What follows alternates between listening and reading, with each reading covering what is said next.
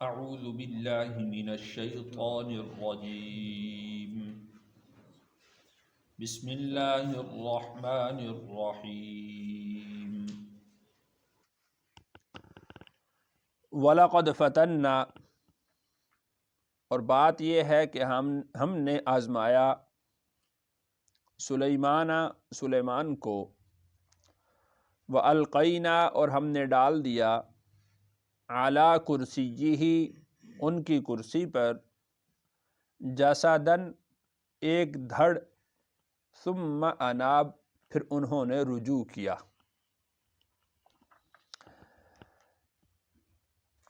حضرت سلیمان علیہ السلام کی فوج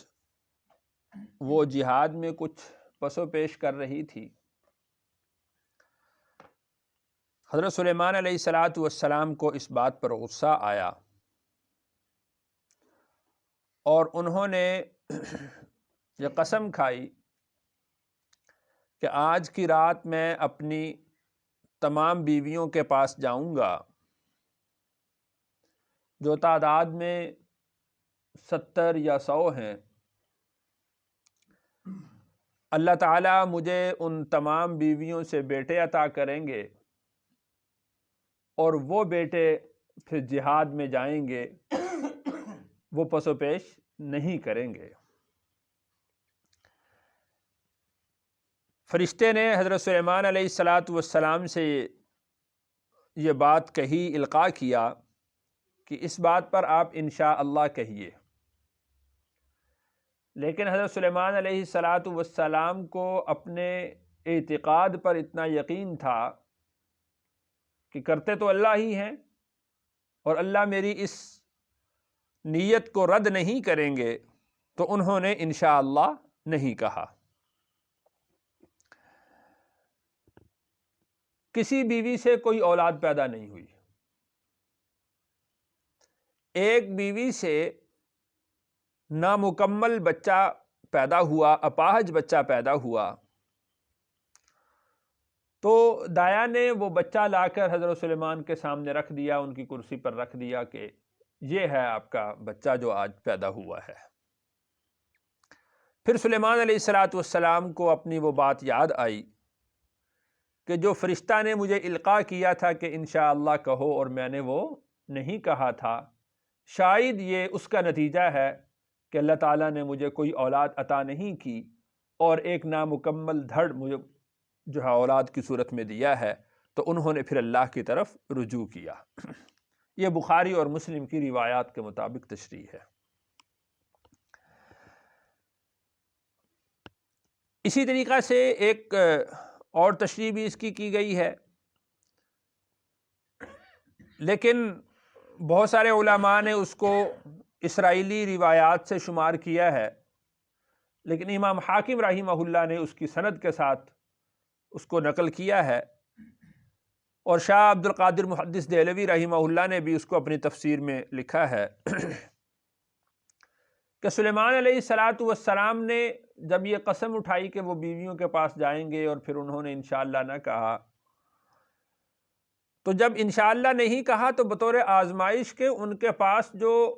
حکومت کے اللہ تعالیٰ نے ان کو ایک انگوٹھی عطا کی تھی کہ جو حکومت میں ان کی مدد اور معاون اور مددگار ہوتی تھی، تو وہ انگوٹھی ان کی انگلی سے نکل گئی، اور ان کا ایک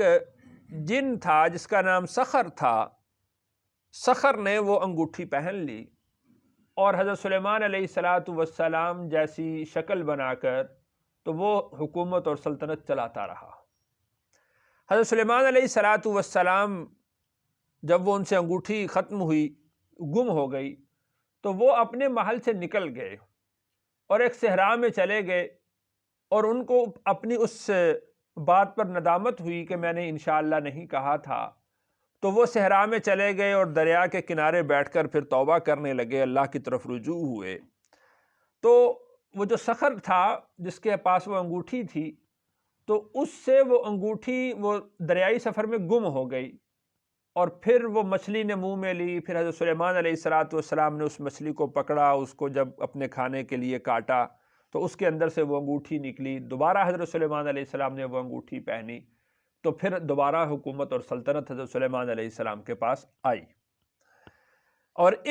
اس دورانیے میں حضرت سلیمان علیہ السلام کو 40 دن لگے۔ 40 دن کے دورانیے میں یہ سارا واقعہ ہوا۔ امام ابن کثیر رحمہ اللہ نے یہ دوسرا جو واقعہ ہے اس کو اسرائیلیات میں شمار کیا ہے، لیکن بہت سارے دوسرے علماء نے اس کو صحیح سند کے ساتھ جو ذکر کیا ہے تو پھر اس کا رد کرنے کی کوئی ضرورت نہیں ہے۔ قال رب اغفر لی، اور جب سلیمان علیہ السلام کو اس بات کا احساس ہوا تو پھر انہوں نے اللہ تعالیٰ سے استغفار کی اور کہا کہ اے میرے رب، آپ مجھے بخش دیجئے، معاف کر دیجئے، اور پھر وَهَبْ لِي مُلْكًا، اور مجھے عطا کیجئے ایسی بادشاہت لا ينبغي لأحد، کہ وہ کسی کو سزاوار نہ ہو، کسی کو وہ کبھی حکومت نہ ملی ہو، من بعدی، میرے بعد، یعنی ایسی حکومت عطا فرمائیے کہ میرے بعد وہ کسی کو حکومت نہ ملے۔ انک انت الوہاب، بے شک آپ تو بہت عنایت کرنے والے ہیں، آپ تو بہت عطا کرنے والے ہیں، تو لہٰذا آپ مجھے ایسی حکومت عطا کر دیجئے۔ انبیاء علیہم السلام کو اللہ تعالیٰ جو معجزات عطا فرماتے تھے وہ وقت کے تقاضوں کے مطابق ہوتے تھے۔ اب مثال کے طور پر موسیٰ علیہ السلام کو جو عصا کا معجزہ عطا فرمایا، ہاتھ کا معجزہ جو عطا فرمایا، تو یہ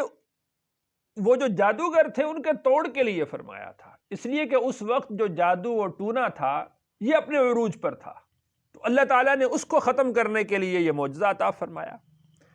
اسی طرح حضرت عیسیٰ علیہ السلام کو اللہ نے جو معجزات عطا فرمائے تو اس وقت وہ لوگ یہ کرامات اور شعبدہ بازی اس میں بہت آگے تھے، تو اللہ تعالیٰ نے حضرت عیسیٰ علیہ السلام کو معجزات عطا فرمائے کہ وہ نابینا کو بینا کر دیں، اور وہ مٹی سے مورتی بنائیں، اس میں پھونک ماریں وہ پرندہ بن جائے، مردوں سے کہیں کہ تم کھڑے ہو جاؤ اللہ کے حکم سے تو وہ مردے کھڑے ہو جائیں، تو ان کا توڑ تھا۔ اور اسی طریقے سے قرآن مجید جو اللہ تعالیٰ نے رسول اللہ صلی اللہ علیہ وسلم کو بطور معجزہ کے عطا فرمایا، وہ اس لیے کہ جو اہل عرب تھے وہ بڑے فصیح اور بلیغ تھے، بڑے شاعر تھے، بڑے خطیب ہوا کرتے تھے، تو اللہ تعالیٰ نے قرآن کو نازل فرما کر ان کی ہمت کو ختم کر دیا، توڑ دیا۔ تو اس وقت جب حضرت سلیمان علیہ السلام کا زمانہ تھا تو اس وقت جو بادشاہت تھی وہ بڑی سخت قسم کی بادشاہت لوگوں کے پاس ہوا کرتی تھی، وہ جبار قسم کے بادشاہ ہوا کرتے تھے۔ تو حضرت سلیمان علیہ السلام نے بھی اللہ تعالیٰ سے ایسی بادشاہت مانگی کہ اس کے بعد وہ بادشاہت کسی کو نصیب نہ ہو، اور اس وقت کے جو ظالم اور جابر اور سخت بادشاہ ہیں ان کا مقابلہ بادشاہی کے ذریعے سے کیا جائے۔ تو اس سے یہ بات سمجھ لینی چاہیے کہ حضرت سلیمان علیہ السلام کا یہ بادشاہت کا مانگنا یہ اللہ کے دین کی دعوت کے لیے تھا، اللہ کے دین کو پہنچانے کے لیے تھا، یہ اپنے یعنی وہ مال کی حرص یا ہوس یا وہ جس کو ہم کہیں گے کہ جاہو حشمت کا حصول، اپنی دھاک بٹھانا، یہ مقصود نہیں تھا، بلکہ مقصد اس کا یہ تھا کہ اس وقت کے جو ظالم اور جابر حکمران ہیں ان کا مقابلہ کس طریقے سے کیا جائے۔ تو حضرت سلیمان علیہ السلام نے ان کا مقابلہ کرنے کے لیے اللہ تعالیٰ سے یہ سلطنت و حکومت اور بادشاہت مانگی۔ یہاں پر جو لا ينبغی لأحد من بعدی ہے کہ ایسی حکومت عطا فرما کہ وہ میرے بعد کسی کو تو نے عطا نہ کی ہو، تو آپ حضرات جانتے ہیں کہ اللہ تعالیٰ نے ان کے لیے پرندے بھی مسخر کر دیے، جنات کو ان کے لیے مسخر کر دیا، ہواؤں کو ان کے لیے مسخر کر دیا۔ رسول اکرم صلی اللہ علیہ وسلم ارشاد فرماتے ہیں کہ ایک دفعہ ایک بہت بڑے جن نے میرے اوپر حملہ کیا کہ وہ میری نماز میں خلل ڈال دے، میری نماز میں خلل ڈال دے۔ رسول اللہ صلی اللہ علیہ وسلم ارشاد فرماتے ہیں کہ میں نے اس جن پر قابو پا لیا، اور پھر میرا جی یہ چاہا کہ میں اس جن کو اس ستون کے ساتھ باندھ دوں اور تم تمام کو دکھاؤں کہ یہ جن تھا جس نے میرے اوپر حملہ کیا، حملہ کرنے کی کوشش کی تاکہ میری نماز میں خلل ڈال دے۔ لیکن پھر مجھے اپنے بھائی حضرت سلیمان کی بات یاد آ گئی کہ لا ينبغی لأحد من بعدی، کہ ایسی حکومت عطا فرما کہ میرے بعد وہ کسی کو عطا نہ کی ہو۔ پھر میں نے وہ جن کو چھوڑ دیا اور میں نے اللہ سے اس سے جن کی پناہ مانگی اور اس کو ذلیل کر کے میں نے اس کو چھوڑ دیا۔ اگر میں باندھنا چاہتا تو باندھ سکتا تھا، لیکن چونکہ میرے بھائی کو اللہ نے یہ حکومت دی تھی کہ وہ جنات کو بھی قابو میں کر لیتے تھے، اس لیے میں نے پھر اس کو قابو میں نہیں کیا۔ فسخرنا، ہم نے تابع کر دیا، لہ الریح، ان کے لیے ہوا کو، تجری بامرہ، وہ ہوا چلتی تھی ان کے حکم کے ساتھ، رخاء، نرم ہوا، حیث اصاب، جہاں وہ پہنچنا چاہتے۔ ہم یہ دیکھتے ہیں کہ ہوا کے ذریعے سے چیزیں اڑتی ہیں، چھتیں اڑ جاتی ہیں، درخت جو ہے وہ گر جاتے ہیں، لیکن وہ تیز آندھی ہوتی ہے، نقصان دہ ہوتی ہے، سخت ہوا ہوتی ہے۔ تو اللہ تعالیٰ نے حضرت سلیمان علیہ السلام کے لیے وہ جو ہوا بھیجی، وہ چیزوں کو تو اڑاتی تھی، تخت کو تو اڑاتی تھی، لیکن وہ ہوا سخت ہوا نہیں تھی، یعنی نقصان دینے والی وہ ہوا نہیں تھی۔ اس کو اللہ نے ارشاد فرمایا کہ فسخرنا لہ الریح، ہم نے مسخر کر دیا ان کے لیے ہوا کو، تجری بامرہ رخاء، جو چلتی تھی ان کے حکم کے ساتھ، اور وہ ہوا نرم تھی، حیث اصاب، جہاں وہ چاہتے تھے وہ ہوا ان کے تخت کو لے کر چلی جاتی تھی۔ اور اس کی تفصیل قرآن مجید کے دوسرے حصوں میں اللہ تعالیٰ نے ارشاد بھی فرمائی ہے، غدوہا شہر ورواحہا شہر، کہ ان کی صبح کا جو سفر ہوتا تھا 1 مہینے کا، تو وہ صبح کے وقت میں کر لیتے تھے، اور 1 مہینے کی جو مسافت ہوتی تھی وہ شام کے وقت میں کر لیتے تھے۔ تو یعنی اتنی وہ ہوا کو اللہ تعالیٰ نے تیزی عطا فرمائی تھی۔ اور اس میں یہ کوئی مشکل بات نہیں ہے، آج کل جو ہوائی جہاز ہے اس نے یہ بات ثابت کر دی ہے کہ انسان اگر وہ لوہے کو اڑا سکتا ہے تو اللہ تعالیٰ ہوا کو مسخر کر کے ان کے تخت کو بھی اڑا سکتے ہیں۔ تو اس میں یہ بھی کوئی مشکل نہیں ہے کہ جو تخت کے اوپر بیٹھے ہوں گے وہ پھر ہوا کے ساتھ اڑیں گے نہیں، گریں گے نہیں۔ تو جہاز میں بیٹھے ہوئے آدمی کو محسوس ہی نہیں ہوتا کہ ہم سفر بھی کر رہے ہیں یا نہیں کر رہے۔ تو اللہ تعالیٰ نے اس طرح ہوا کو ان کے لیے مسخر کر دیا کہ وہ ان کے تخت کو لے کر اڑا کرتی تھی۔ والشیاطین، اور ہم نے تابع کر دیا شیاطین کو، کل بناء، بہت سارے جتنے بھی شیاطین تھے سارے کے سارے معمار، مستری، بنانے والے، بنا کا معنی بنانے والے، یعنی جتنے بھی مستری تھے، معمار تھے، عمارتوں کو بنانے والے تھے، اور دوسرے بڑے بڑے کام جو کرنے والے تھے، سارے کے سارے جن بھی شیاطین بھی اللہ تعالیٰ نے ان کے تابع کر دیے۔ وغواص، اور غوطہ لگانے والے، مستری بھی، بنانے والے، جو جس قسم کا بھی مستری ہوگا، اس لیے کہ حضرت سلیمان علیہ السلام بڑے بڑے کڑا وہ بھی بنوایا کرتے تھے، اور بڑی بڑی عمارتیں بھی بنوایا کرتے تھے۔ وغواص، اور غوطہ لگانے والے، حضرت سلیمان علیہ السلام ان شیاطین کو بھیجتے، جنات کو بھیجتے کہ جاؤ سمندر کی تہوں سے موتی نکال کر لاؤ، تو یہ ان کے کام ان کے لگا دیا کرتے تھے۔ وآخرین، اور دوسرے، مقرنین، جکڑے ہوئے، فی الاسفاد، بیڑیوں میں۔ اب شیاطین جو جنات ہوتے ہیں ان کی سرشت میں شرارت لکھی ہوئی ہے، تو جو ان میں سے شرارت کرتا تھا حضرت سلیمان علیہ السلام اس کو باندھ دیتے تھے، بیڑیوں کے اندر جکڑ دیتے تھے اور باندھ دیتے تھے کہ تو ادھر ہی پڑا رہا ہے۔ اس کی سزا یہ ہوتی تھی، جیسے وہ میں نے اوپر عرض کیا کہ رسول اللہ صلی اللہ علیہ وسلم نے بھی ارشاد فرمایا کہ میں اس کو باندھنے لگا تھا، لیکن پھر مجھے اپنے بھائی کی بات یاد آئی، پھر میں نے اس کو نہیں باندھا۔ تو وآخرین مقرنین فی الاسفاد، اور بہت سارے دوسرے جو باندھے ہوئے تھے بیڑیوں میں۔ ھذا عطاؤنا، اور ہم نے سلیمان علیہ السلام کو یہ بات کہی کہ یہ ہماری عطا ہے، یہ ہماری نوازش ہے جی، ہم نے تمہیں دیا ہے، فمنن او امسک،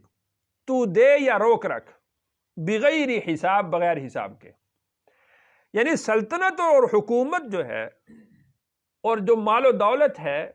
اس کا تو اللہ کے ہاں حساب دینا ہوگا نا، جیسا کہ حدیث مبارکہ میں آتا ہے کہ قیامت کے دن آدمی کے پاؤں اپنی جگہ سے اس وقت نہ ہل سکیں گے جب تک کہ وہ اس بات کا حساب نہ دے دے کہ مال کمایا کہاں سے ہے اور لگایا کہاں پر ہے، اس کا حساب نہ دے دے اس وقت تک۔ لیکن حضرت سلیمان علیہ السلام کو اللہ نے ارشاد فرما دیا بغیر حساب، حکومت بھی دی، سلطنت بھی دی، مال و دولت بھی دیا، بادشاہت بھی دی، نبوت بھی دی، سب کچھ دیا ہے، اور سارا کا سارا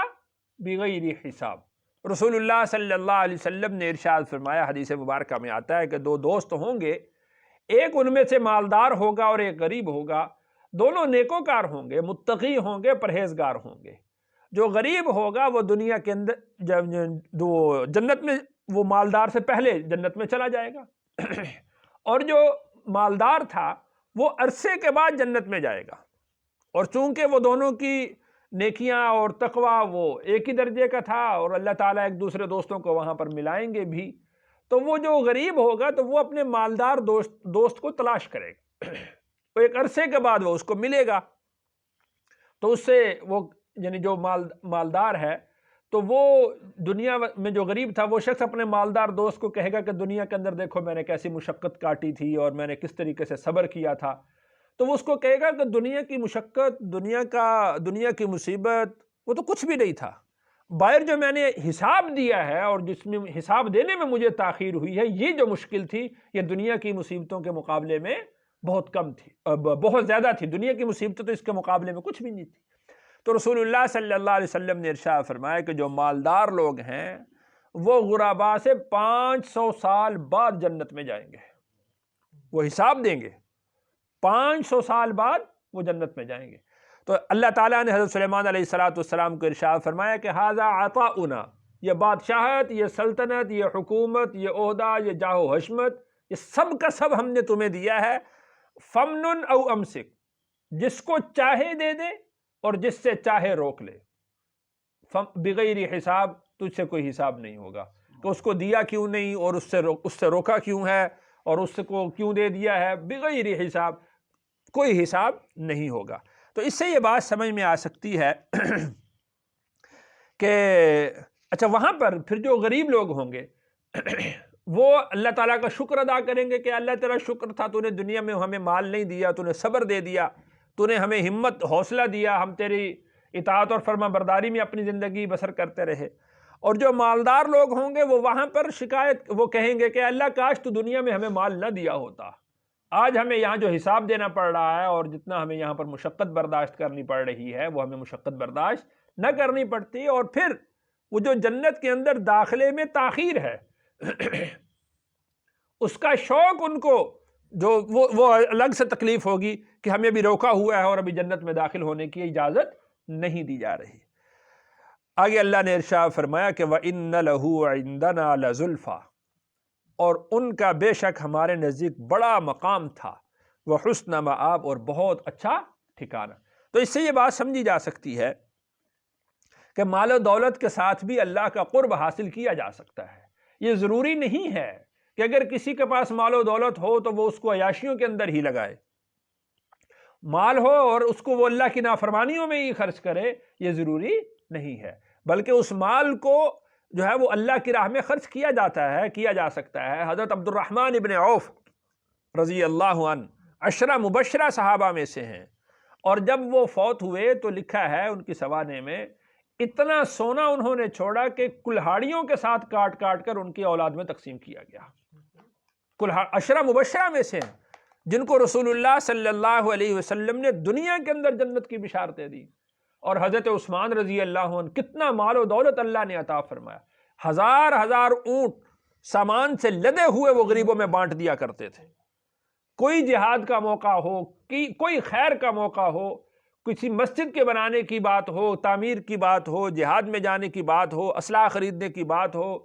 یتیموں کے سر پہ ہاتھ رکھنے کی بات ہو، کسی موقع پر بھی حضرت عثمان رضی اللہ عنہ پیچھے نہیں ہٹے، اور رسول اللہ صلی اللہ علیہ وسلم نے ان کو جنت کی بشارت دی۔ تو مال و دولت کا ہونا اس بات کا اشارہ نہیں ہے، کہ اس بات کی اجازت نہیں ہے کہ وہ اب اس کو اللہ کی نافرمانی میں ہی خرچ کرے، بلکہ مال و دولت کے ہوتے ہوئے اللہ تعالیٰ کی اطاعت میں، اللہ کی فرما برداری میں اس مال کو خرچ کرنا چاہیے۔ جتنے خیر کے کام ہیں ان میں سے جس کام میں آدمی کو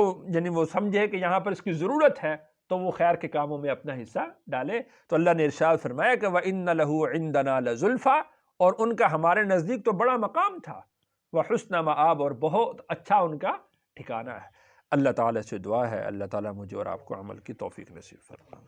الحمدللہ رب العالمین والعاقبۃ للمتقین، والصلاۃ والسلام علی سیدنا وخاتم الانبیاء والمرسلین۔ رب